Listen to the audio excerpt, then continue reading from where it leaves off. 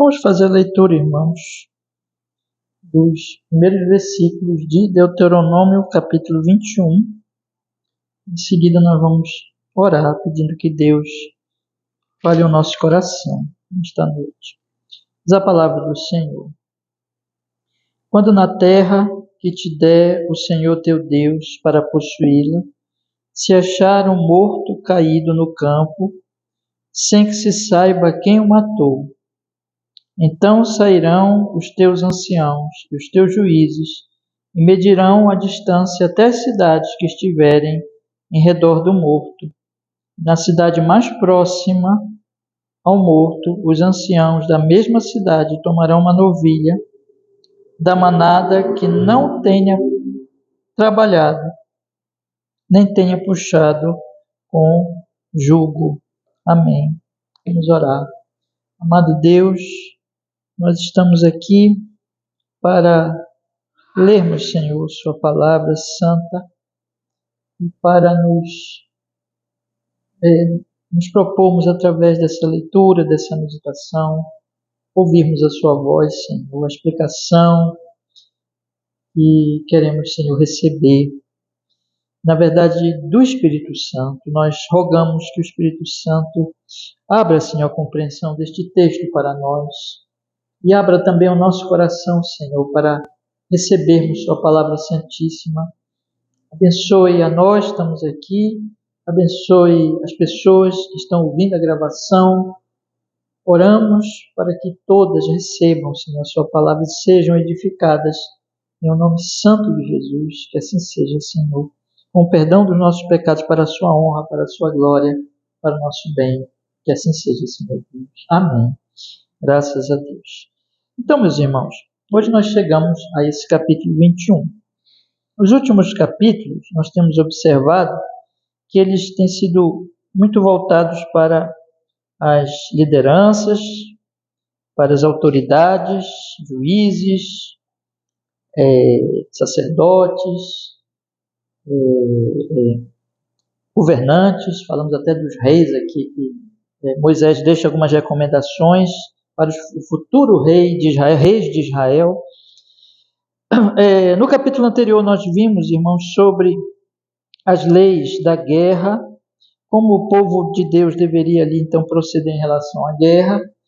E agora no capítulo 21 nós temos algumas leis aqui, algumas orientações do Senhor, que elas estão, na verdade, relacionadas com estes dois assuntos, irmãos. Tanto com o assunto da guerra, nós vamos ver aqui como deveria o povo de Deus proceder com relação às mulheres que fossem feitas cativas na guerra, e também, então, se relaciona um pouco aqui com a questão da guerra, mas se relaciona especialmente, irmãos, todas as leis que nós vamos observar aqui nesse capítulo 21, se relacionam especialmente com o quinto mandamento, na verdade, que é que nós devemos honrar pai e mãe.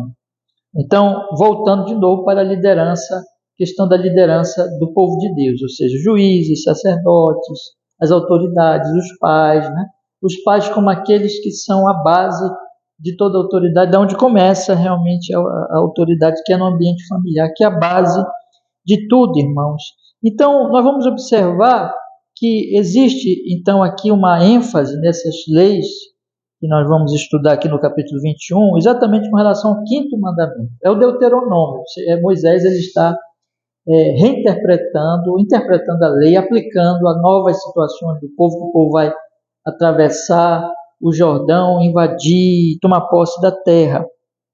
Por trás de tudo isso, irmãos, por trás desta lei, né, aparece também muito aqui a questão da dignidade humana, da dignidade da vida humana, né? Então, é algo que passa, a ênfase está sempre nessas autoridades, mas vai se falar muito aqui sobre o valor da vida humana, da própria vida, né? Questão aqui do assassinato, que nós começamos a ler aqui, da esposa, como deveria ser tratada a esposa em Israel, mas especialmente aqui em relação a uma mulher cativa, que vem de outra nação e que foi feita cativa e foi trazida ali para Israel. A questão, irmãos, dos herdeiros, havia ali a poligamia e um herdeiro poderia, um primogênito, melhor dizendo, poderia, explicando melhor, né? Poderia perder a sua primogenitura porque ele fosse filho, por exemplo, de uma mulher não preferida, né? Então, a questão ali da justiça na família, mas também, irmãos, a questão da dignidade dos pais, do valor dos pais, do valor da autoridade, porque vai se tratar também aqui numa outra lei a respeito do filho desobediente. E até mesmo, irmãos, da dignidade do ser humano como criado à imagem e semelhança de Deus em relação ao seu próprio corpo. É interessante que a palavra de Deus ela coloca aqui a questão, nós vamos ver na última lei que está nesse capítulo, que não deveria deixar o corpo se enterrar por muito tempo, mesmo o corpo de um criminoso, de alguém que tivesse, devido ao seu crime, sido morto justamente porque cometeu um crime gravíssimo em Israel. Então nós observamos aqui a dignidade humana, a dignidade da pessoa, o ser humano, homem e mulher, criados à imagem e semelhança de Deus, que portanto a vida é muito importante, a autoridade que eles exercem deve ser respeitada, a esposa deve ser respeitada, até mesmo o criminoso tem a sua dignidade, até o corpo dele deve ser respeitado, mas por trás de tudo isso, irmãos, está o Senhor. Está aqui tanto na questão da obediência às autoridades, como na questão da preservação da vida e da dignidade da vida humana, está exatamente porque o Senhor é Deus, porque o Senhor é Deus desse povo. Então, Ele é o Rei e é dele que vem o valor da autoridade. A autoridade, na verdade, aqui, ela recebe o seu poder por causa dele, por causa do Senhor. E a vida humana, ela tem valor por causa do Senhor, porque o Senhor é o que dá vida. Então, nós observamos isso, irmãos, aqui, expressões como os sacerdotes ali, eles vão ter importância muito grande, principalmente na primeira lei, sobre a questão do morto, né? Do que foi assassinado, foi morto sem ninguém saber, nem sem ninguém conhecer o assassino. Os sacerdotes eles vão ter ali a sua função importante. Vai ter a questão da maldição, da bênção, porque tudo envolve Deus, tudo é culto. Nós temos ali então as autoridades públicas envolvidas com os sacerdotes, porque nada sai da relação com Deus e do fato de que tudo é feito para Deus. Então, irmãos, isso é muito interessante aqui nesse capítulo, como todo o Deuteronômio, toda a Bíblia, na verdade. Mas tem um outro detalhe aqui que eu queria chamar a atenção de vocês já desde já, principalmente na última lei. Quando então aquele corpo, mesmo do criminoso, não vai poder ficar ali muito tempo, né? Mas ele é maldito, ele cometeu um crime, ele é maldito e ele tem que ser enterrado. O apóstolo Paulo, ele vai tomar esse texto e vai aplicar à bendita pessoa de Jesus Cristo. E vai lembrar o que o texto diz aqui em Deuteronômio, capítulo 21. Maldito todo aquele que é pendurado no madeiro. E quem foi pendurado no madeiro? Jesus Cristo. Então o apóstolo Paulo vai tomar esse texto aqui e vai dizer, olha, isso aqui vai mostrar para nós que essa lei que Moisés estabelece aqui está apontando para Jesus, aquele que seria maldito, mas aquele que não ficaria muito tempo na cruz, que seria tirado de lá e seria sepultado. Olha só que coisa, né? E ele foi tornado maldito pelos nossos pecados, irmãos. E aqui nós temos a morte da novilha, nós vamos ler agora. Nós temos mais uma vez na Bíblia a questão do sangue, a questão então ali de que há morte para que haja vida. É outra coisa que está no texto. O animal tem que morrer para que a maldição não venha sobre o povo por causa de um assassinato. Alguém morre como assassino, ou como quem cometeu um crime, não necessariamente somente assassinato, mas como quem cometeu um crime grave e que é morto, mas essa pessoa também ela está ali tendo que ser enterrada porque caiu sobre ela a morte por causa do pecado e o povo tem que tirá-lo porque senão vem maldição. Então tem que ser feita alguma coisa com a morte para que essa morte seja resolvida. Ou alguém morre, alguém tem que morrer para que o povo não morra. Então, meus irmãos, eu quero ler com vocês esse texto, pensando, falei aqui várias coisas, mas que estão relacionadas, pensando nessas verdades bíblicas, e nós vamos observar então aqui algumas leis que eu quero já mencionar para vocês. Primeiro, a lei com relação àquele que foi morto, mas não se conhece o assassino, não sabe quem foi o assassino, né, o homicida. Enfim, nós vamos ter a segunda lei a respeito da prisioneira de guerra e daquela que é feita então esposa, sendo prisioneira de guerra. Deus, ele tem ali algumas leis para preservar, para cuidar desta mulher. Nós vamos ver também sobre o direito do primogênito, irmãos, daquele primogênito que podia não levar o seu direito porque não era filho da mulher privilegiada. E aqui envolve de novo a mulher. Então, a mulher que foi feita cativa, mas que casa, né, com um de Israel, e a mulher que não é preferida. Então você observa aqui que é Deus protegendo a mulher nas duas situações, no ambiente familiar. Nós observamos então o direito da mulher e o direito do filho dela. Em seguida, nós temos a lei a respeito do filho desobediente. Então aqui sai do direito do filho para a questão do devido respeito aos pais. Olha o equilíbrio da palavra de Deus aqui. Então, a respeito do filho desobediente. E, finalmente, a última lei a respeito daquele que morre merecidamente porque cometeu um crime ali em Israel, dentro da lei de Israel, e o corpo dele deve ser, então, enterrado. Então, tudo isso aqui, irmão, nós vamos rapidamente ler e meditar para tirarmos para nós lições. Como eu disse para vocês, por trás de tudo isso estão os 2 mandamentos: não matarás, honra pai e mãe, não matarás. Está Deus como Senhor de tudo e a questão dos sacrifícios, derramamento de sangue e o próprio homem lá pendurado, que aponta para Cristo Jesus. Vamos ler então, irmãos? Eu vou convidar vocês para nós lermos a partir do primeiro versículo, que diz assim a palavra do Senhor. Vamos ler. Quando na terra que te der o Senhor teu Deus para possuí-la, se achar um morto caído no campo, sem que se saiba quem o matou, então sairão os teus anciãos, os teus juízes, e medirão a distância até as cidades que estiverem ao redor do morto. E na cidade mais próxima ao morto, os anciãos da mesma cidade tomarão uma novilha da manada, que não tenha trabalhado nem tenha puxado com jugo, e os anciãos daquela cidade trarão a novilha a um vale áspero, que nunca foi lavrado nem semeado, e ali naquele vale degolarão a novilha. Então se achegarão os sacerdotes, os filhos de Levi, pois o Senhor teu Deus os escolheu para o servirem e para abençoar em nome do Senhor, e pela sua palavra se decidirá toda demanda e todo o ferimento.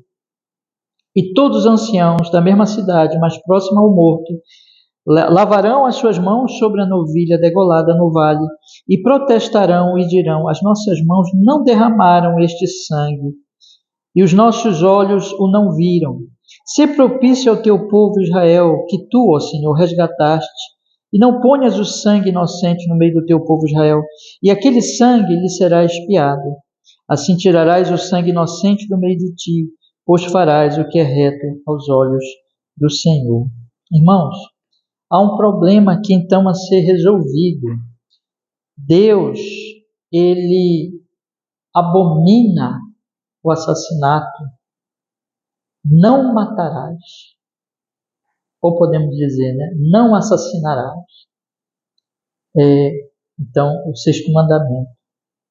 E aí nós temos, irmãos, o caso que acontece muitas vezes de uma pessoa ser morta, mas ninguém consegue descobrir quem matou.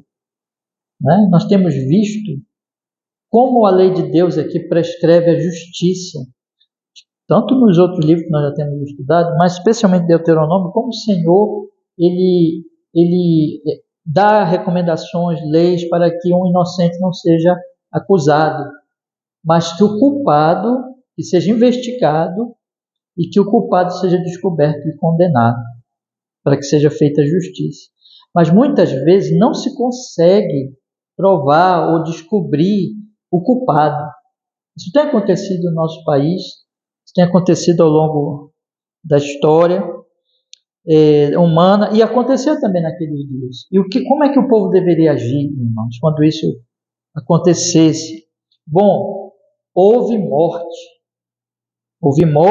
e aquilo trazia, irmãos, uma responsabilidade social, uma responsabilidade para o povo. A palavra de Deus vai mostrar aqui que especialmente as autoridades, mas o povo em geral, são responsáveis pela justiça. A nação é responsável por fazer justiça.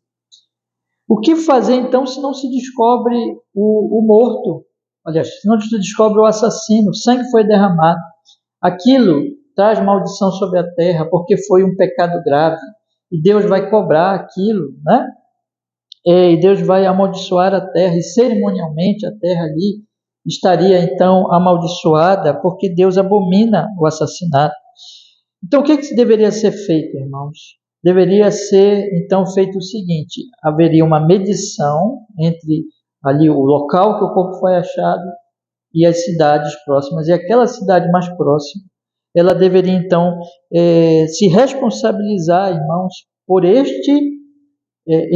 cerimônia, que faria uma espécie de expiação do povo por causa daquele assassinato, visto que ou morre o assassino, ou tem que ser feito isso aqui se o caso do assassino não for descoberto, irmãos. Então, diz aqui a palavra de Deus que os anciãos e os teus juízes vão medir a distância até das cidades, e aqui estiver mais próximo, então os anciãos desta cidade, eles vão tomar uma novilha da manada que não tenha trabalhado, uma novilha então que não tenha jugo sobre si, nem tenha trabalhado, e eles vão levar aquele animal para um campo não cultivado, que nunca foi lavrado, que nunca foi semeado.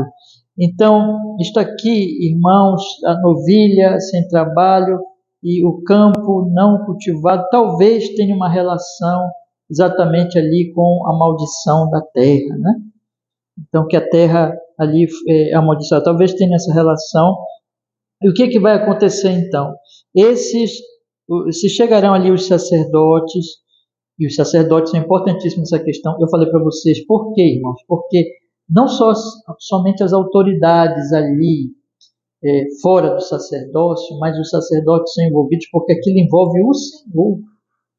E eles são representantes ali, ainda que eles representem, né, o povo, o sacerdote fazer isso, apresentando, e eles vão fazer isso, vão participar ali daquela cerimônia também, apresentando ao Senhor o sacrifício para que Deus não puna o povo por causa disso, mas, irmãos, eles também são representantes do Senhor, num certo sentido, porque eles trazem ali a questão que tudo está envolvendo o Senhor Deus Todo-Poderoso. Sem a sua palavra não se dirá demanda, nem um ferimento, nada que tenha a ver com assassinato, nada que tenha a ver, não vai ser decidido sem a presença dos sacerdotes. E os anciãos, então, desta cidade mais próxima, eles vão lavar as suas mãos, e eles vão confessar, eles vão lavar as suas mãos sobre a novilha degolada no vale. Essa novilha, o pescoço dela vai ser quebrado, eles vão lavar as mãos dele. Vocês lembram quem lavou as mãos? Quem? Pilatos, né? Então, tem todo esse simbolismo, irmãos. Por quê? Só que Pilatos lavou a mão injustamente. Ele era culpado, ele sabia que Jesus era inocente, mas, perdão, ele sabia que Jesus era inocente, então ele não adiantou lavar as mãos, porque ele estava com mãos sujas. Ele não agiu com justiça. Mas aqui, os anciãos daquela cidade mais próxima, eles vão lavar as suas mãos, mostrando que eles não têm ali, não cometeram nenhuma injustiça. Veja o que diz o texto: eles vão lavar as mãos e vão confessar: as nossas mãos, versículo 7, não derramaram este sangue, os nossos olhos o não viram, ou seja, nem nós matamos essa pessoa, nem nós vimos quem matou. Porque se nós matamos, a responsabilidade é nossa, nós somos os culpados, os criminosos. Se nós vimos e passamos a mão e fizemos de conta que não vimos e deixamos o criminoso fugir ou se livrar, nós também somos culpados. Ou por ação ou por omissão, ou por tendo matado ou deixando de condenar o que matou. Então essa é a responsabilidade da autoridade. A Bíblia está colocando aqui, irmãos, a responsabilidade do corpo todo, da cidade inteira, do povo por aquele crime, especialmente ali das suas autoridades, que não poderiam tratar aquilo como se não fosse nada. O assassinato é seríssimo.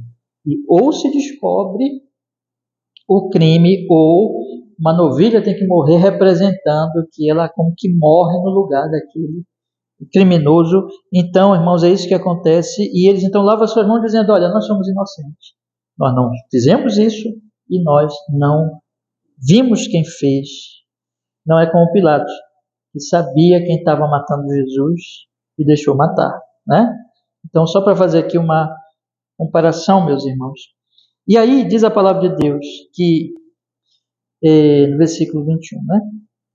O capítulo 21. Então os anciãos eles vão protestar, e aí eles vão dizer assim: se propício ao teu povo Israel, que tu, Senhor, resgataste. Se propício. O Senhor tirou o seu povo do Egito. Não traga, portanto, não ponhas o sangue inocente no meio do seu povo Israel, e aquele sangue lhe será expiado. E assim tirarás o sangue inocente do meio de ti, pois farás o que é reto aos olhos do Senhor. Este animalzinho, então, meus irmãos, a novilha iria ser, então, degolada, como diz aqui o versículo 6, no vale, exatamente naquele lugar. Então, Deus teria misericórdia do seu povo. Alguma coisa cerimonialmente ali foi feita e Deus, então, teria misericórdia do seu povo. Mas veja aqui a responsabilidade. Claro, irmãos, que se depois o culpado fosse descoberto, ele seria condenado e morto por ter matado o seu próximo. Mas aqui nós vemos a dignidade da vida humana e como Deus ele ordena que seja feita justiça na sociedade. E é claro que isso se aplica à nossa nação hoje, a todas as nações, dizendo assim: a vida não pode ser tratada levianamente. O assassinato não pode ser deixado para lá, mas tem que ser investigado. Se não for investigado, Deus vai cobrar e Deus vai punir as autoridades e Deus vai punir a terra, a nação que não faz justiça, irmãos. O que dizer do nosso país, né? O que dizer da nossa nação diante de um texto como esse, onde há tanta morte e morte que não é punida. Nós sabemos disso. Vamos ver então, meus irmãos, a segunda lei. Acompanhe comigo o versículo 10, diz assim: quando saíres a peleja contra os teus inimigos, e o Senhor teu Deus os entregar nas tuas mãos, e tu deles levares prisioneiros, e tu entre os presos vires uma mulher formosa à vista, e a cobiçares e a tomares por mulher, então a trarás para a tua casa, e ela rapará a cabeça e cortará as suas unhas, e despirá o vestido do seu cativeiro, e se assentará na tua casa, e chorará seu pai e a sua mãe um mês inteiro. Depois chegarás a ela, e tu serás o seu marido, e ela será tua mulher. E será que se te não contentares dela, a deixarás ir à sua vontade, mas de modo algum a venderás como por dinheiro, nem a tratarás como escrava, pois a tens humilhado. Irmãos, aqui é uma lei de proteção à mulher feita cativa, e que um israelita a visse, a desejasse, então a lei prescreve que ele deveria então fazê-la sua esposa. E aqui tem proteção sobre ela, porque o ponto aqui é o seguinte, irmãos: Deus, ele tolerava no Antigo Testamento a poligamia. Esse texto, e esse tipo de prática aqui também. Esse texto, ele está ligado com o texto seguinte, que fala exatamente da poligamia, que fala da bigamia, no caso aqui, de duas mulheres, o marido que tem duas mulheres, e vai ser protegido então o primogênito, seja de qual mulher for, mesmo da mulher não preferida. Então Deus tolerava isso, devido à dureza do coração. Deus tolerava isso, Deus tolerava o divórcio. Então a sociedade, ainda não havia, no Evangelho, nada disso é tolerado, porque vem a graça de Deus, o poder do Espírito Santo, e quem é nascido de novo tem a graça de Deus para vencer os seus desejos, os seus pecados, irmãos, e não existe isso de bigamia, de poligamia no Novo Testamento, né? Mas aqui Deus tolerava, por causa da dureza do coração das pessoas. Entre essas coisas estavam essas mulheres. Era uma lei que protegia a mulher feita cativa. Nós devemos lembrar que nos capítulos anteriores, no capítulo anterior sobre a guerra, nós vimos que Deus prescreve uma diferença entre o povo que estava ali na terra de Canaã e os outros povos. Deus estava trazendo juízo sobre os povos ali de Canaã, de maneira que ninguém ficaria vivo. Nem homens, nem mulheres, nem crianças. Já expliquei para vocês que isso é uma parte difícil, né? Mas era ali a mão de Deus trazendo juízo por meio de Israel através da guerra sobre aquelas nações, né? É isso que nós devemos entender ali. Porém, irmãos, as outras nações, eles não deveriam matar as mulheres. E essas mulheres, então, deveriam ser trazidas e elas, então, dentro daquela situação ali, um homem se casando com uma mulher daquela, essa lei prescreve uma proteção para ela. Veja aqui o que é dito em termos de proteção para ela. É dito que ela deveria, irmão, ser trazida para casa, rapada a sua cabeça, cortada as suas unhas, despedida a veste do seu cativeiro e se assentada em sua casa e chorará a seu pai e sua mãe. Essa raspagem da cabeça, cortar as unhas, tirar o vestido do cativeiro, isso aqui provavelmente se refere ao seguinte, irmãos, essa mulher, ela agora iria assumir uma nova vida. Ela não mais seria uma pagã, mas agora ela seria uma mulher ali assumindo a cultura do povo de Deus, a religião do povo de Deus, o culto do povo de Deus. Provavelmente se refere a isso, então, né? E veja, ela teria 1 mês para chorar por seus pais. Seu pai, então, deveria ter sido morto na guerra, já que ela foi feita cativa, né? E a sua mãe, ainda que não tivesse sido morta, mas por algum motivo separada dela, então deveria chorar pelos seus pais e, irmãos, então, ter esse momento de luto, de choro. Então, ela seria recebida como esposa e teria os direitos de esposa como qualquer mulher de Israel. E ele não poderia despedi-la e fazê-la escrava. Tá? Agora ela era esposa. Ele poderia sim, tinha a lei do divórcio, e repito, isso aqui é uma tolerância de novo do Senhor. Jesus mesmo diz que Deus permitiu o divórcio por causa da dureza do coração do povo, né? Mas ainda assim, irmãos, o que nós observamos aqui? É o Senhor protegendo a mulher dos homens abusivos. É muito interessante nós observarmos, eu disse para vocês que aqui está em foco muito a liderança, né?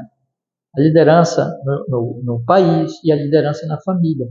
A liderança é dada aos homens nas Escrituras Sagradas, mas essa liderança não pode ser opressiva, nem contra a mulher, mesmo a estrangeira, nem contra os filhos da mulher, como nós vamos ver na próxima lei. Observe que o Senhor aqui está restringido à opressão de um homem que, enfim, usa da sua liderança para oprimir a mulher, os filhos dessa mulher. Observemos agora a próxima lei, que fala então da bigamia. Leia comigo o versículo 15 em diante. Observe aí. Quando um homem tiver 2 mulheres, uma a quem ama e outra a quem despreza, e a amada e desprezada lhe derem filhos, o filho primogênito for da desprezada, será que no dia em que fizer herdar a seus filhos o que tiver, não poderá dar a primogênita ao filho da amada, preferindo ao filho da desprezada, que é o primogênito. Mas ao filho da desprezada reconhecerá por primogênito, dando-lhe dobrada porção de tudo quanto tiver, porquanto aquele é o princípio da sua força, o direito à primogenitura é dele. Então veja mais uma vez aqui a proteção da mulher e do filho da mulher, do primogênito.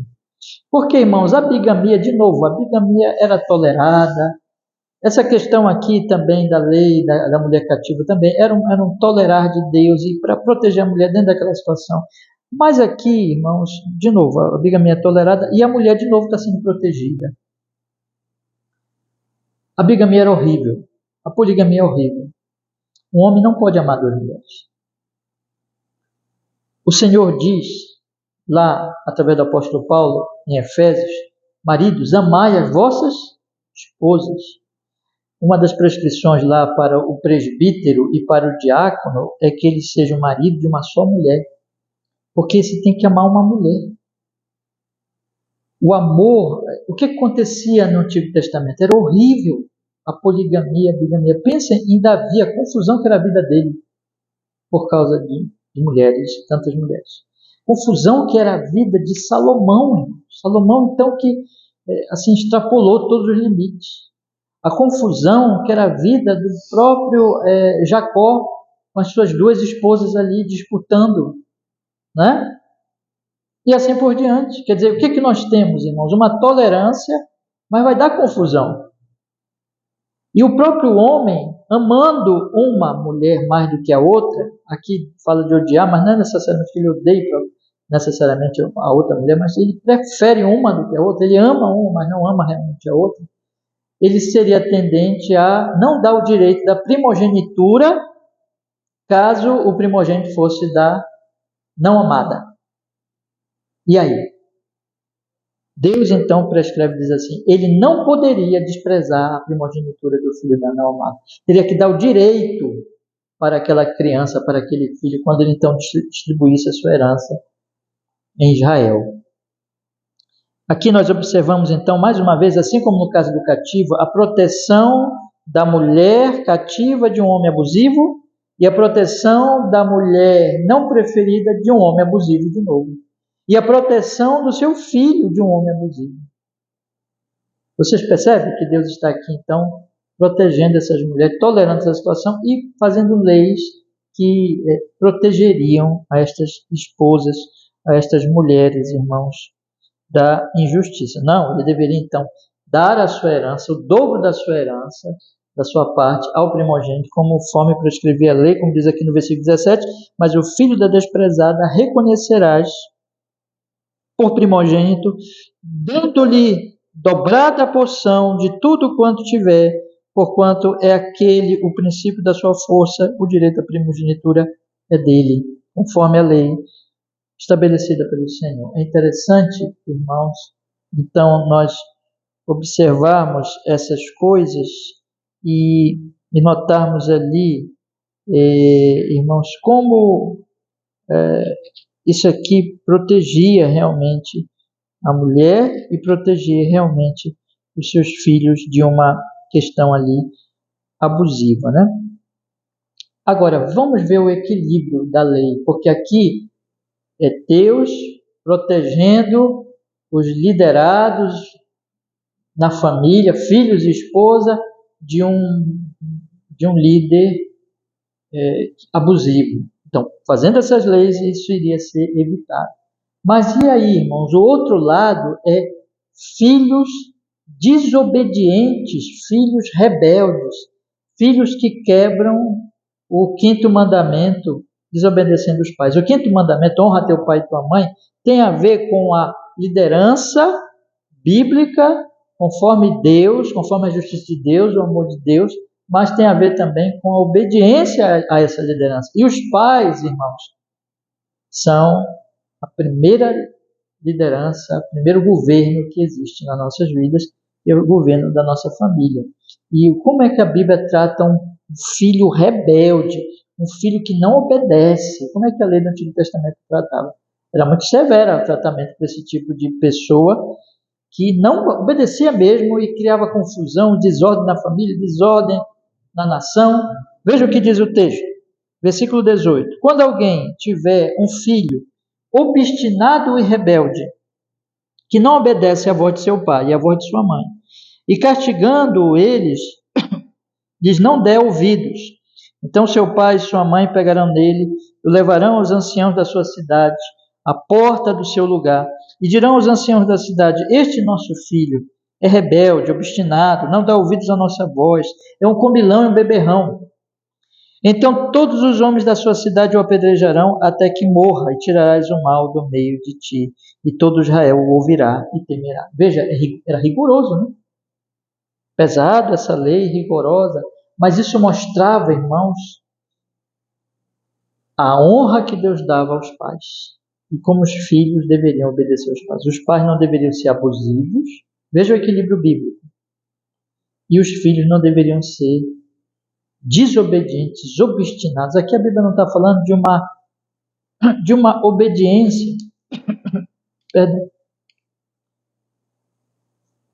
A Bíblia não está falando aqui de uma obediência, de uma desobediência, assim, pode acontecer aqui e ali, mas de uma obediência, irmãos, obstinada, de uma pessoa que, e aqui coloca comilão, beberrão, uma pessoa dominada por vícios e que não se submete à autoridade dos seus pais. E que os pais repreendem, trazem castigo, mas não adianta, não adiantava. Então, eles tinham que ir de acordo. Veja o que o texto diz. Dirão, versículo 19, então seu pai e sua mãe, não era só o pai ou só a mãe. Como era uma coisa, eles sabiam que provavelmente o filho então seria morto, era essa lei, a pena de morte. Então o pai e a mãe, os dois, vendo que não tem o que fazer mais, denunciariam esse filho e ele seria apedrejado. Não só o pai podia fazer isso, não só a mãe, mas o pai e a mãe. Mostrando ali, e ali não precisava mais de testemunhas, porque os pais estão denunciando. Então os homens apedrejariam para que todo Israel ouvisse e temesse, porque Deus honra a autoridade, porque Deus ordenou, honra teu pai e tua mãe. Deus não é Deus de bagunça, de desordem, de desobediência às autoridades, nem na família, nem fora da família, na sociedade. Por isso aqui é tão pesado, irmãos, porque devemos honrar nossos pais, honrar as autoridades e assim por diante, irmãos. Mas eu quero chamar a atenção de vocês do equilíbrio bíblico entre não aceitar um pai abusivo, mas também não aceitar a afronta de um filho obstinado, desobediente, que não se submete à autoridade bíblica, à autoridade de um pai, conforme Deus ordena. E finalmente a última lei, meus irmãos, versículo 22 e 23, que diz: quando também em alguém houver pecado digno de juízo de morte e for morto, e o pendurares no madeiro, o seu cadáver não permanecerá no madeiro, mas certamente o enterrarás no mesmo dia, porquanto o pendurado é maldito de Deus, e assim não contaminarás a tua terra, que o Senhor teu Deus te dá em herança. Olha só que coisa importante, irmãos, aqui, tendo falado sobre o filho que morreria por ser desobediente, o que fazer no caso desse? Com o corpo. Não tinha crucificação em Israel, era apedrejamento, né? E o que fazer então com o corpo? Ele era posto no madeiro, mas não como os romanos usavam como meio de pena de morte, mas era como exemplo, um exemplo ali de justiça para que todo Israel observasse e temesse o crime. Então, para isso que era usado, era uma exposição pública dizendo assim: veja o que o crime faz, veja o que o crime merece, né?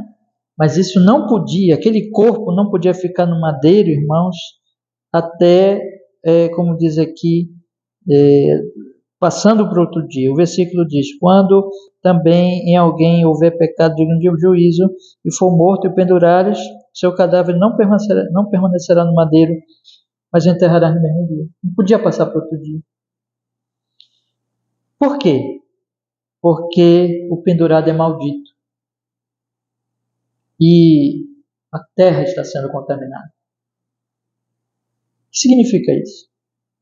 Ela está sendo contaminada, irmãos, cerimonialmente, podemos entender assim. A maldição está sobre aquele cadáver, a maldição está sobre aquele homem. Ele é maldito, porque ele é um pecador, é um criminoso. E cerimonialmente a terra então estaria sendo contaminada por aquele pecado e aquela maldição. Então ele deveria ser retirado e ele deveria ser enterrado. Tá? Aqui tem um detalhe importante que eu quero chamar a atenção de vocês. A morte como consequência do pecado, a maldição como consequência do pecado, e como o pecado como contaminante, né? Mas também, irmãos, a dignidade do ser humano, até do criminoso, porque o corpo não deveria ficar ali. Ele tinha uma função, digamos assim, de exposição pública do que é o pecado e do que o pecado causa, que é a morte, mas não poderia ser abusado daquilo. O corpo deveria ser enterrado. Há uma dignidade aqui do corpo, até do criminoso. E é interessante nós observarmos também, irmãos, que esse é o mais importante de tudo, na verdade. Como eu disse para vocês na introdução ainda, aliás, o apóstolo Paulo vai tomar esse texto e vai dizer: nós somos livres da maldição da lei por aquele que foi feito maldição por nós. Porque está escrito: maldito todo aquele que for pendurado no madeiro. Paulo diz que esse texto está apontando para Jesus, que foi maldito para que nós não sejamos malditos. Quem são os pecadores, irmãos? Nós. Quem são malditos? Nós. Malditos. A lei condenava aqui esse homem e colocava no madeiro. Nós é que estamos no madeiro. Nós é que somos os malditos, entende? Mas Jesus é o nosso substituto. Veja que coisa maravilhosa. Ele assume o lugar do maldito se pondo no madeiro. Caiu sobre ele a nossa maldição, caiu sobre ele nosso pecado. Não era dele, era nosso. E ele foi feito maldito para que nós recebamos a bênção de Abraão, a salvação, o Espírito Santo. Isso é maravilhoso, né? Então, Paulo está dizendo que esse texto apontava para Jesus. E ele diz, irmãos, mais, está até passando ali o meu tempo, já vou concluir. Ele diz mais, ele diz que, aliás, João diz que Jesus foi retirado logo, lembra? Os sacerdotes foram lá, os religiosos disseram para Pilatos: olha, quebra as pernas, tira logo, né? Então, se cumpriu em Jesus tudo isso. Tudo isso se cumpriu. Ainda que ele não foi quebrado a perna dele, nada, né? O texto vai dizer também, né? Nenhum dos seus ossos foi quebrado. Mas ele foi retirado. Ele foi também retirado logo da cruz, porque ele está sendo tipificado aqui. Então, meus irmãos, eu quero encerrar essa mensagem fazendo um cruzamento aqui das verdades, a harmonia aqui dessas verdades. A Bíblia está falando aqui que nós devemos honrar as autoridades e honrar a vida humana. Todos esses exemplos. Que as autoridades, por outro lado, devem ser justas e não abusivas. E que nós devemos honrar essas autoridades, não abusar delas. E que as autoridades devem proteger principalmente a vida humana, buscando o assassino, protegendo as mulheres nas famílias e os filhos delas, e também protegendo os pais dela, os pais da família, as autoridades na família, condenando o filho desobediente e protegendo até mesmo o corpo do criminoso, enterrando o corpo do criminoso. Mas tudo isso se cumpre no Evangelho de Jesus, porque ali estava apontando para Jesus tudo isso. Aquela novilha que morria no lugar do criminoso também aponta para Jesus, que morreu no lugar de criminoso. E este que é posto no madeiro, quem foi posto no madeiro, quem se tornou, quem assumiu o nosso pecado e a nossa maldição foi Cristo. Então, em Cristo nós aprendemos o que, irmãos? Que sendo reconciliados com Ele, com o Pai Celestial nele, no nosso amado Salvador Jesus, nós começamos a aprender, a entender o valor da vida humana, como fora do Evangelho a gente não entende. Nós vamos amar as pessoas, nós vamos honrar a vida delas, nós vamos orar e trabalhar pela justiça no nosso país em relação à vida humana e não compactuar com a injustiça. E nós vamos honrar as autoridades e vamos combater também o abuso das autoridades, percebe? E vamos, irmãos,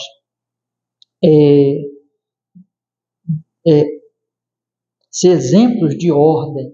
Nós vamos ter um equilíbrio bíblico, percebe? Em Cristo, de não aceitar o abuso das autoridades, mas também não a desordem e a bagunça. O povo de Deus é um povo equilibrado. Nós temos percebido isso nessas leis, que é um equilíbrio, porque Jesus morreu por nós, para nos reconciliar com o Pai Celestial, que nos dá, nos faz e nos orienta em todas essas leis, em toda a sua vontade santíssima, em louvor ao seu nome, em gratidão a Ele. É isso. Então que Deus nos abençoe, que Deus nos dê graça para que nós possamos crescer cada vez mais nesses mandamentos, por amor a Jesus, por amor ao Pai, tendo sido reconciliados por Ele, crescermos no respeito às autoridades e no respeito à vida do próximo. Amém? Vamos orar? Que Deus nos ajude e nos abençoe. Senhor, muito obrigado, porque nós podemos hoje à noite meditar nesse capítulo tão precioso, Senhor, da sua palavra santíssima. E nesse momento, Senhor, que nós estamos aqui lendo, põe a palavra na nossa alma, Senhor, para que nós possamos crescer no entendimento do Santo Evangelho, de que aqui estava apontando para o nosso Salvador, que foi pendurado numa cruz por nossos pecados. E que assim, Senhor, nós possamos nos alegrar, nos regozijar em Ti. E por amor a Ti, olhar para esses mandamentos e aplicar hoje, respeitando a vida humana, respeitando as autoridades, mas também combatendo qualquer abuso, Senhor, mas também combatendo a desordem.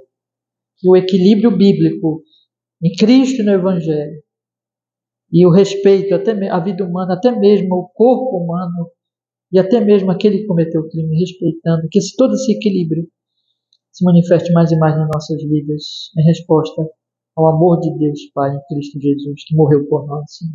Nós possamos Te amar cada vez mais e Te obedecer cada vez mais nessa Sua vontade santíssima. Faz isso, Senhor, na nossa vida, no nosso coração. Abençoa a nossa querida igreja e todas as pessoas que vierem ver esse estudo, essa gravação. Em nome de Jesus. Que assim seja, Deus nosso Pai. Nós oramos. Nós agradecemos.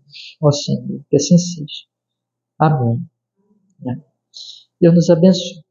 Vamos orar? Tirar o nosso período de oração, tá?